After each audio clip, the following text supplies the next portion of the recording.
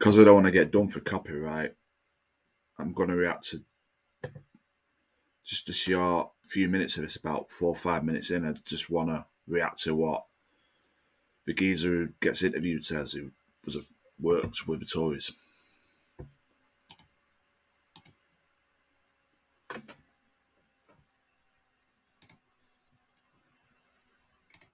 The Home Office has announced that it is no longer working with the main provider of migrant hotels over its alleged poor behaviour and poor performance. While Stay Belvedere Hotels provides a quarter of accommodation for asylum seekers, it's being replaced by the company behind the Bibby Stockholm barge. Yes, curious. We're joined now by our political correspondent, Catherine Forster. Catherine, thank you very much. I believe you're with the Shadow Home Secretary. Yes, I am indeed. Good afternoon from College Green. The Shadow Home Secretary, Chris Philp, was speaking in the House of Commons a little bit earlier and joins us now. Thank you very much for talking to us today on GB News. This government, you said you'd stop the boats, you didn't. This government said they'd smash the gangs. They didn't. What do you make of the figures? This retired Labour government will not stop the votes. I've said this numerous times. They want to make for the votes. I've seen everything he said. I agree with absolutely everything he said. The Tories were 10 times a far better government than what this retarded Labour government. At least they tried to stop the votes. They tried. They had a Rwanda scheme under control. He says all this. Retarded Labour scraps on day one because they knew it would stop migrants crossing. Madness why anybody vote for this retarded Labour government. Our only hope now is the backbenchers turn on Starmer, or in May, if we can vote, it could help get Labour out quicker. Let's hope so, for all our sakes. And then the migrants will be got rid of when someone takes over, or if someone takes over from Starmer who cares about British people and will do what Trump's doing in the US and just getting rid of migrants. And once Starmer's gone, get rid of Reeves, Rayner and Cooper with it. Then hopefully things may get better. Let's hope all that can be done. Anyways, get on with this. Secretary Chris Philp was speaking in the House of Commons a little bit earlier and joins us now. Thank you very much for talking to us today on GB News.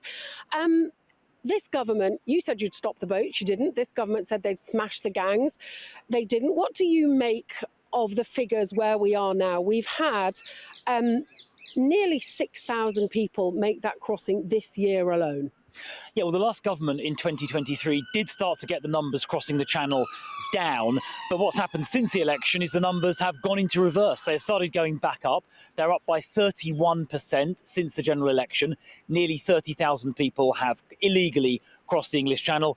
And as you say, this year alone, just in the last few weeks, 6,000 people have illegally crossed the channel. That is the worst start to any year in history. It's the worst year ever. So the Labour government's claims to be smashing the gangs are in complete tatters. They would say that they are processing people more quickly, that they're returning people out of the country. Do you give them any credit for that at all? Not really. Most of their returns are voluntary to Eastern European countries. Only a tiny, tiny fraction of the number of people they are returning actually arrived here by small boat. And in fact, that number has gone down since the election, not up. And the number of people they're returning who arrived on small boats, it amounts to about 4% of crossings. They're letting 96% of these illegal immigrants crossing the channel stay here in this country. And let's be clear, they are illegal immigrants. They're entering the UK illegally, and they're not.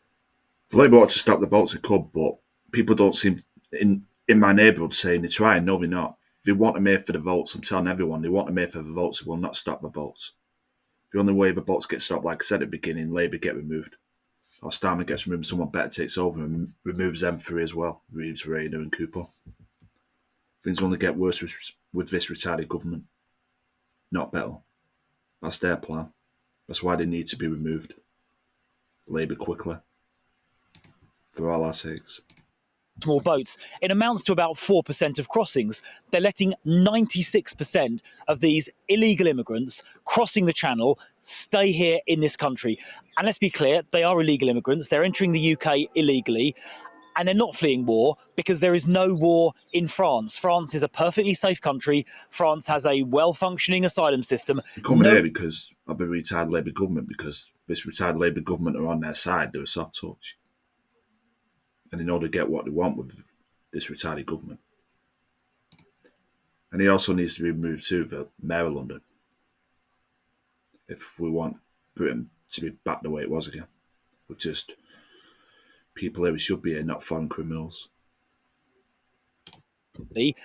And they're not fleeing war because there is no war in France. France is a perfectly safe country. France has a well-functioning asylum system. Nobody needs to get into a rubber dinghy and go from France to the UK to flee a war. If people want to seek protection, they're perfectly able to claim asylum in France or indeed in Belgium or Germany or any of the other countries they may have passed through previously. There is no excuse for getting into a dinghy and crossing the channel. And that's why the Rwanda deterrent that the last government was ready to start was so important.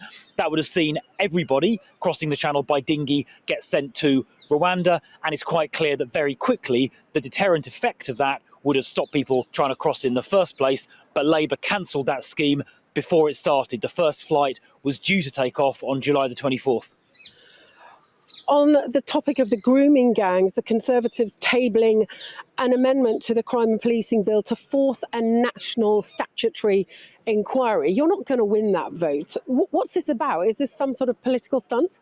No, it's not. We think it's vital there is a national statutory public inquiry into the rape gangs because lots of public officials, councillors, the police, the Crown Prosecution Service and others covered this up for many, many years and deliberately ignored the testimony of victims.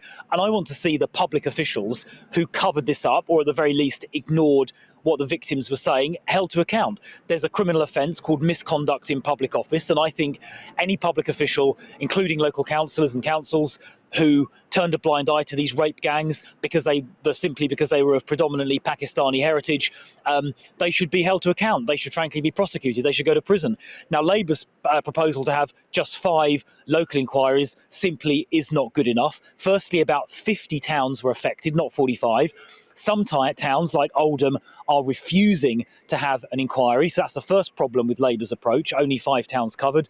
But secondly, these local inquiries don't have statutory powers, which means they don't have the legal ability to force witnesses to appear, to requisition evidence, to take evidence under oath.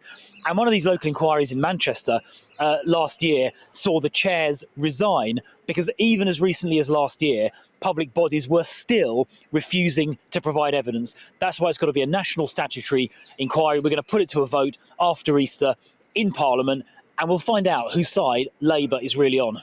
Thank you, Chris Philp, for talking to us. Of course, the Conservatives were in office for 14 years. You would wonder why, if this is so important, they didn't do it then. But that is the Shadow Home Secretary. Back to you in the studio.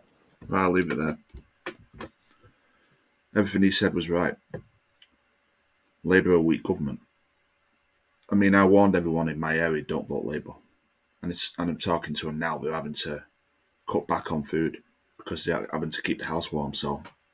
But I have no sympathy because I said to them, don't vote Labour, so now they're being punished, so it's their own fault, innit? I can't say what... Sorry. There's more I want to say, there really is, but I can't say what I want to say because the pigs will knock on my door and arrest me.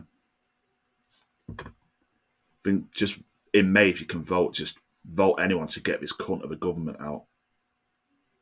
Anybody.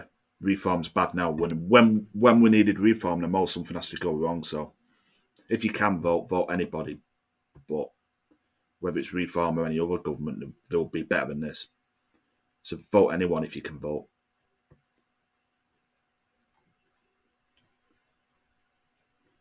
So yeah, anyone.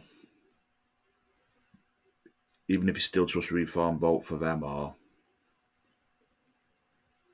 But anyone's vote for who you want to vote for. It's something I was going to say, but no, I can't say it. I'll end up getting arrested. I hate this government so much.